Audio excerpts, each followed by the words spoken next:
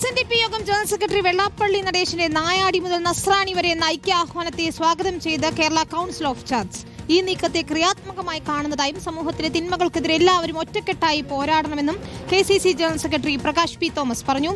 Orthodox, Yakobaya, CSI, Marthoma സഭകൾ ഉൾപ്പെട്ട സംയുക്ത വേദിയാണ് KCC.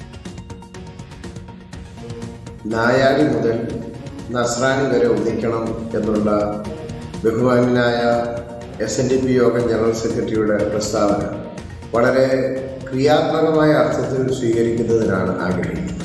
സകല മാനവനെയും ഒരുമിച്ച് ചേർത്ത് തിന്മയ്ക്കെതിരായി, തിന്മയുടെ ശക്തികൾക്കെതിരായ ഒരു പോരാട്ടമാക്കി ഇതിനെ മാറ്റേണ്ടിയിരിക്കുന്നു. കേരള സമൂഹത്തിന്റെ നിലനിൽപ്പിന് അപ്രകാരമുള്ളൊരു പോരാട്ടമാണ് ആവശ്യം.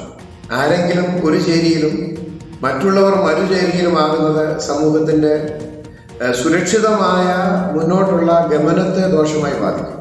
അതുകൊണ്ട് എല്ലാവരും ചേരുന്ന ഐക്യമായി ഇതിനെ കരുതി മുൻപോട്ട് പോയാൽ സമൂഹത്തിന് അതിലൂടെ നന്മയായിരിക്കും ഉണ്ടാകുന്നത്.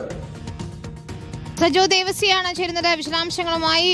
സജോ, ഈ ഐക്യാഹ്വാനത്തെ കേരള ചർച്ച് കൗൺസിൽ സ്വാഗതം ചെയ്യുമ്പോൾ എന്തൊക്കെ കാര്യങ്ങളാണ് അവർ മുന്നോട്ട് വയ്ക്കുന്നത്? ഈ ആശയങ്ങളെ പൂർണ്ണമായും പിന്തുണയ്ക്കുന്നു എന്നതാണോ?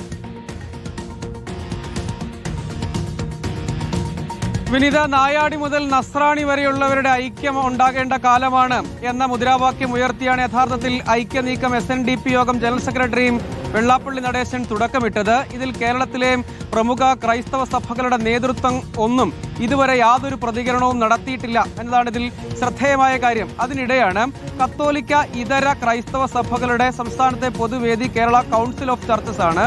ആ സംഘടനയുടെ പ്രധാനപ്പെട്ട ചുമതലയിലിരിക്കുന്ന ആളാണ് പ്രകാശ് പി തോമസ്. അദ്ദേഹം പക്ഷേ വെള്ളാപ്പള്ളി നടേശൻ ഉദ്ദേശിക്കുന്ന അർത്ഥത്തിലാണോ ഈ കാര്യത്തെ കാണുന്നത് എന്നത് പ്രധാനമാണ്. KCC ജനറൽ സെക്രട്ടറി പറയുന്നത് അതിനെ സ്വാഗതം ചെയ്യുകയാണ്. പക്ഷേ ആരെയും എതിർചേരിയിൽ നിർത്തിയുള്ള ഒരു ക്യാമ്പയിനോടോ ഒരു ഐക്യത്തോടോ യോജിക്കുന്നില്ല. അതേസമയം പൊതുവായ ഒരു ഐക്യ നീക്കത്തെ പിന്തുണയ്ക്കുന്നു എന്ന് പറയുന്നു. ഒരർത്ഥത്തിൽ ഭാഗികമായി അതിനെ സ്വീകരിക്കുന്നു എന്നതാണ്. അത് വെള്ളാപ്പള്ളി നടേശൻ അടക്കമുള്ളവർ മുന്നോട്ട് വെച്ച ആശയത്തോട് ഒരു പരിധിവരെ സഹകരിക്കാം എന്ന മട്ടിലുള്ളതാണ് ഒരു പോസിറ്റീവ് സ്റ്റെപ്പ് എന്ന നിലയ്ക്ക് കാണേണ്ടി വരും. അതേസമയം ഈ വിഷയത്തിൽ ഇതുവരെ കത്തോലിക്ക സഭയോ ഇതര പ്രബല സഭകളോ അവരുടെ നേതൃത്വം ഔദ്യോഗികമായി എന്തെങ്കിലും പ്രതികരണത്തിന് മുതിർന്നിട്ടില്ല. കൗൺസിൽ ഓഫ് ചർച്ചസിന്റെ പ്രത്യേകത കത്തോലിക്ക ഇതര എപ്പിസ്കോപ്പൽ സഭകളുടെ പൊതുവേദിയാണ്. അതിൽ orthodox, Marthoma, Yakobaya, CSI, believers eastern church എന്നിവർ ഉൾപ്പെട്ട വിവിധ സഭകളുണ്ട്. ഇനി ഈ സംഘടനകളുടെ നേതൃപദവിയിൽ ഇരിക്കുന്ന മറ്റുള്ളവർ എന്ത് നിലപാട് സ്വീകരിക്കും, ഇതിൽ എന്തെങ്കിലും മുന്നോട്ട് പോക്കുണ്ടാകുമോ എന്നതൊക്കെ കാത്തിരുന്ന് കാണേണ്ടതാണ്. ശരി, സജോ ദേവസിയാണ് വിശദാംശങ്ങൾ നൽകിയത്.